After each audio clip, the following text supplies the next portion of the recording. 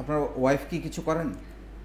না স্যার, কিছু আমার করেন wife না, কিছু করে না। কিন্তু আমি অভিভূত উনি মাস্টার্স পড়াশোনা করছেন এরকম একটা অবস্থা, এবং ওনার প্রতি আমি স্যালিউট জানাচ্ছি।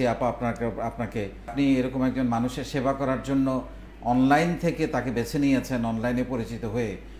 এটা আসলে এর চেয়ে বড় মানবতার কাজ আর কিছু হতে পারে না।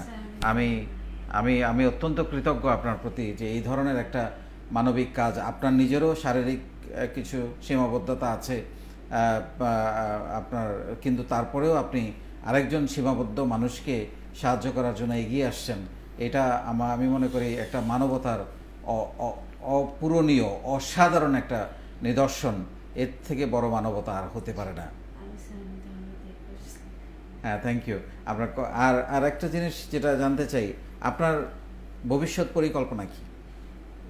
ভবিষ্যৎ পরিকল্পনা স্যার আসলে হলো আমি নিজে আরো বিজনেস করে যাতে আমি মানুষের সামনে দাঁড়াতে পারি, যে আমি বিজনেস করে এগিয়ে যেতে পারি মানুষের কাছে, যাতে হাত পাতা না লাগে আমার।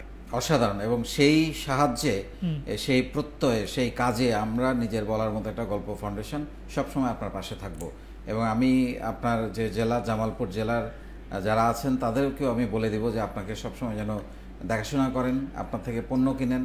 সারা বাংলাদেশের মানুষকেও আমি আহ্বান জানাবো যাতে আপনার থেকে পণ্য কিনেন।